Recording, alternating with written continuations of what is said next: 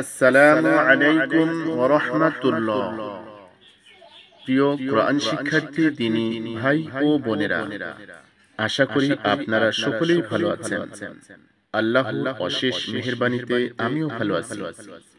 আজকের ভিডিওতে আমি সূরা আনফালের 15 আয়াত থেকে 20 আয়াত পর্যন্ত বাংলা অনুবাদ সহ ধীরে ধীরে তেলাওয়াত করব ইনশাআল্লাহ। أعوذ بالله من الشيطان الرجيم. بسم الله الرحمن الرحيم. يا أيها الذين آمنوا إذا لقيتم الذين كفروا زحفا فلا تولوهم الأدبار. হে ওই সকল লোক, হে ওই সব লোক যারা ঈমান এনেছো, যখন তোমরা কাফির সেনাবাহিনীর সামনাসামনি হও, তখন তোমরা তাদেরকে পিঠ দেখাবে না। وَمَن يُوَلِّهِمْ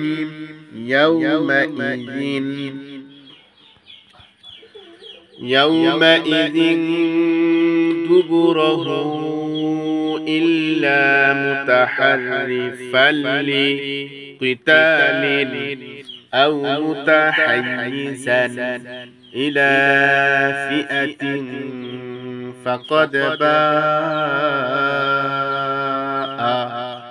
بغضب من الله ومأواه جهنم وبئس المصير.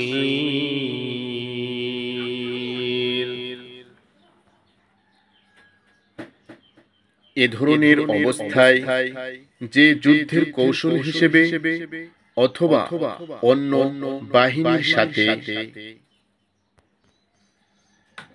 মিলিত হওয়ার উদ্দেশ্য ছাড়া পিঠ ফিরিয়ে পালাবে, সে আল্লাহর গজবে ঘেরাও হবে আর দোজখী তার ঠিকানা হবে এবং ফিরে আসার জন্য তা বড়ই মন্দ জায়গা। ফালাম তাকতুলুহুম ওয়ালাকিন্নাল্লাহা قتلهم وما رميت إذ رميت ولكن الله رمى وليبلي المؤمنين منه بلاء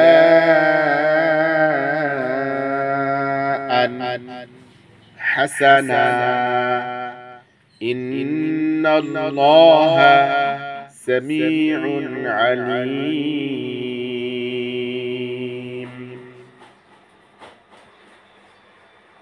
আসল কথা হলো, ওদেরকে তোমরা কতল করোনি, বরং আল্লাহই তাদেরকে কতল করেছেন।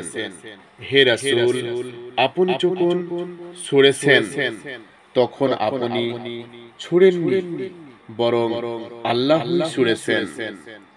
তাই এজন্য যে আল্লাহ মুমিনদেরকে এক চমৎকার পরীক্ষা থেকে সফলতার সাথে পার করে দিলেন।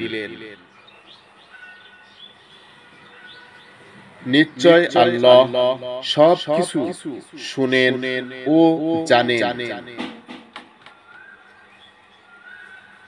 ذلكم وأن الله موهن كيد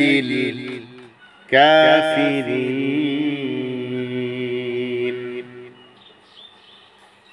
তোমাদের সাথে তো আচরণ এরকমই, কিন্তু কাফিরদের ব্যাপারে এই যে আল্লাহ তাদের উপকৌশল অবশ্যই দুর্বল করে দিয়ে থাকেন।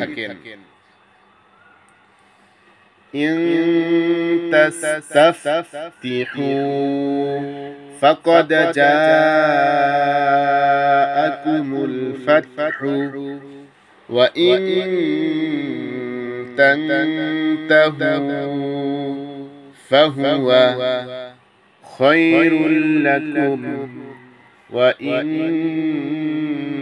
তাউদু নাউদ ওয়ালান তুগনিয়া আনকুম ফিআতুকুম শাইআন ওয়ালাউ কাসুরাত ওয়া আন্নাল্লাহা মাআল মুমিনিন।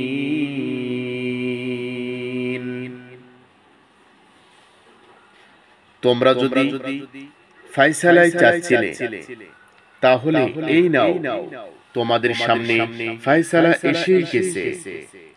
আর যদি তোমরা বিরত হও তাহলে তো তোমাদের জন্যই ভালো, তা না হলে তোমরা যদি আবার করো তাহলে আমরাও আবার দেব।